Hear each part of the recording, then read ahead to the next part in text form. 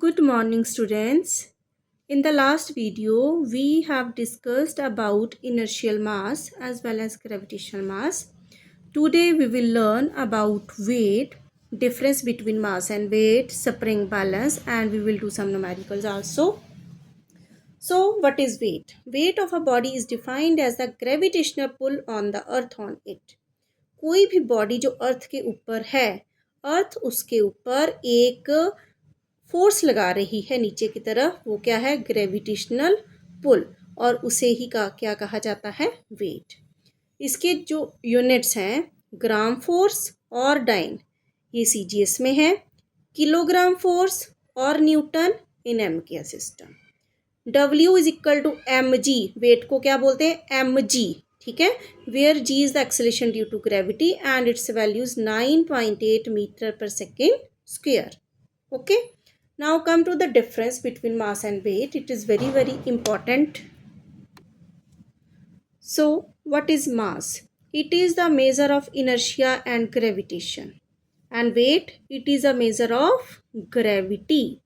It is a scalar quantity and it is a vector quantity. What is a scalar quantity? The quantity which has only magnitude, means कुछ value है 2 4 6 1 2, ठीक है। And vector quantity, इसकी magnitude भी होगा और direction भी होगी, ठीक है, डायरेक्शन भी होगी। It is a constant quantity, ये कभी चेंज नहीं होती, आप कहीं भी चले जाओ। It may vary from place to place. Earth के सेंटर में चले जाओ तो 0 होती है, पानी के बीच चले जाओ तो आपका वेट आपको हल्का लगेगा, मून के ऊपर चले जाओ तो 1/6 रह जाएगा। तो it may vary from place to place. It cannot be zero, it may be zero at the centre of earth, जैसे कि मैंने बोला। Its unit in SI is kilogram, mass के, and in CGS dyne. Its unit in SI is newton and in CGS is dyne, ठीक है। या kilogram force भी हो सकते हैं, ग्राम फोर्स भी हो सकते हैं, ठीक है। Okay, now come to the spring balance. Spring balance की हेल्प के साथ we can measure the weight of some body. Okay, a spring balance is a device used to measure force or weight based on the extension of a spring. It is based on Hooke's law. एक spring होता है, next page में मैं बताती हूँ आपको कि एक वेट हम स्प्रिंग के हुक में डालते हैं, तो जैसे ही हम वेट को या किसी चीज़ को, ऑब्जेक्ट को डालेंगे तो वो स्प्रिंग एक्सटेंड होगा, ठीक है। वो जो एक्सटेंशन है वो किसके प्रोपोर्शनल है? It states that the extension produced in a spring is directly proportional to the force applied. कितनी फोर्स अप्लाई की है उसके ऊपर डिपेंड करती है, provided the spring is not loaded beyond the elastic limit. इतना वेट भी नहीं डाल देना कि उसके ऊपर उसकी इतनी लिमिट ही ना हो उस किसी ऑब्जेक्ट के वेट को मेज़र करने की, क्योंकि हर चीज़ की एक लिमिट होती है, तो हमने उसकी इलास्टिक लिमिट से क्रॉस नहीं करना है। Okay, now come to the next page and I will show you a diagram. Now mathematically क्या है? फोर्स जो है डायरेक्टली प्रोपोर्शनल टू एक्स, ठीक है। एक्स क्या है? एक्सटेंशन। और प्रोपोर्शनैलिटी की जगह क्या आ जाता है फिर? इज इक्वल टू के, वेयर के is a spring constant having unit Newton पर मीटर। अब एफ क्या है? एफ इज इक्वल टू के एस। के यूनिट निकालने हमने, के इधर रहने दो, एफ अपॉन एक्स। एफ की यूनिट क्या है? न्यूटन, एक्स के है मीटर, इसलिए न्यूटन पर मीटर। ओके, इन डायग्राम ये देखो, ये क्या है? स्प्रिंग बैलेंस है। यहाँ पे स्केल दी गई होगी 10 20 30 40 100 तक। यहाँ पे एक हुक है, यहाँ पे आप वेट को लटकाओगे। जैसे ही वेट को लटकाओगे, यहाँ पे पॉइंटर होता है, वो 0 के ऊपर कोइंसाइड करता है। आप जैसे ही यहाँ पे कोई वेट करोगे तो ये जो है पॉइंटर नीचे की तरफ शो होगा। जहाँ पे ये पॉइंटर शो करेगा वो आपका क्या होगा? वेट ऑफ द ऑब्जेक्ट, ठीक है। In diagram or figure, object is hung on the hook. Its weight stretched the spring. The pointer moves along the scale. The reading gives the weight of the object. Simply ये क्या है आपका? spring balance. Now come to the next topic, to measure time interval. अब time को कैसे measure करते हैं वो तो सिंपली हम क्लॉक के साथ करते हैं ना। तो for measuring time interval a clock is used. Any phenomena that repeats itself regularly can be regarded as a clock. कोई भी फिनोमिना जो एक पर्टिकुलर टाइम के बाद रिपीट होता है वो भी हमें क्या रिप्रेजेंट करता है, as a clock. For example periodic motion of earth, है ना। अर्थ पूरा अपना एक चक्र कितने समय में पूरा करती है, तो ये क्या उसका पीरियोडिक मोशन। अ पल्स काउंट हमारी बीटिंग ऑफ हार्ट, हार्ट कितनी बार हमारा बीट कर रहा है।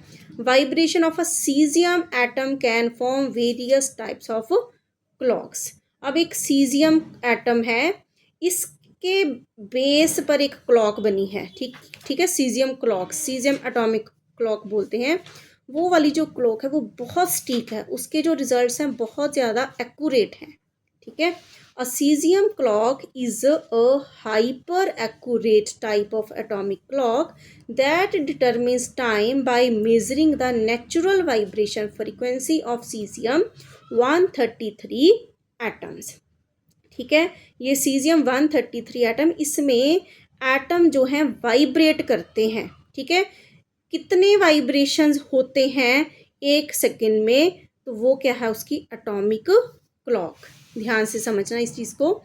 इट इज़ सो प्रिसाइज, ये इतना एक्यूरेट होता है that the international standard for one second is officially defined as exactly 9,192,631,770।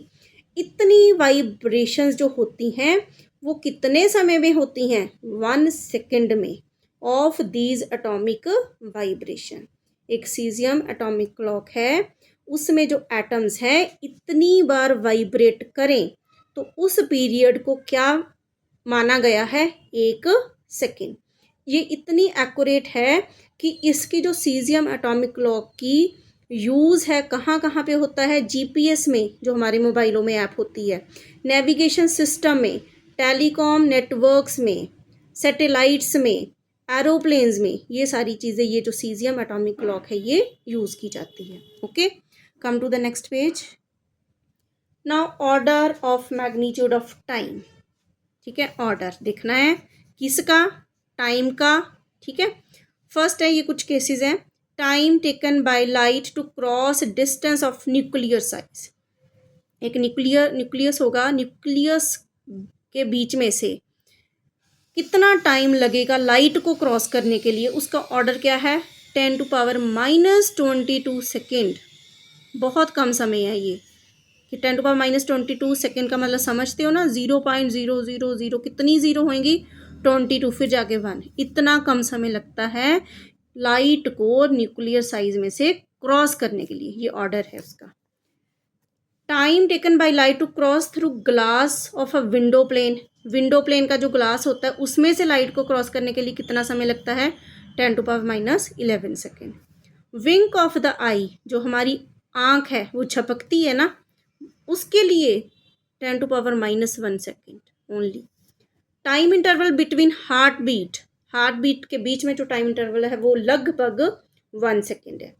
Time period of a satellite है, या सैटेलाइट जैसे वो अर्थ का सैटेलाइट है, वो अर्थ के अराउंड कितने समय में क्या टाइम पीरियड है उसका, 10⁻4 second. Okay. Travel time for light from moon to earth, moon से लेके अर्थ तक कितना है, 10 second. Travel time for light from the sun to earth, 10⁻2 second. ये ऑर्डर है। मान लो कि जो लाइट है, लाइट हमें पता है कि सूरज से अर्थ तक पहुंचने में उसको लगभग 500 सेकेंड लगते हैं। कितने लगते हैं, 500 सेकेंड। तो हम इसको क्या लिखेंगे, 5 × 10⁻2 सेकेंड। तो यही क्या है, ऑर्डर इसका 10⁻2 सेकेंड। ऐसे ही बाकी जो हैं ये ऑर्डर बताए गए हैं कि इतना ऑर्डर है। Travel time for light from the sun to the earth, that is 10⁻2 second, it is the order. Now numerical करेंगे हम। ध्यान से समझना, ध्यान से इस न्यूमेरिकल को देखो, फिर करते हैं। A laser beam after reflection from moon's surface return to earth after 2.6 second. एक लेज़र बीम है, रिफ्लेक्शन होती है उसकी कहाँ से, मून से, रिफ्लेक्शन फ्रॉम मून्स सरफेस, और return to earth after 2.6 second, दोबारा अर्थ पे वापस आ जाती है।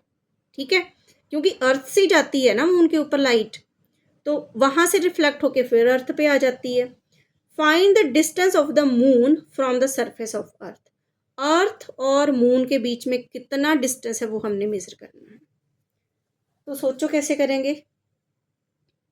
फिर देखो, a laser beam after reflection from moon's surface return to earth, क्योंकि अर्थ से कहाँ गई, मून के ऊपर, फिर वापस आई, तो 2 बार डिस्टेंस कवर की इसने, है ना, s प्लस एस।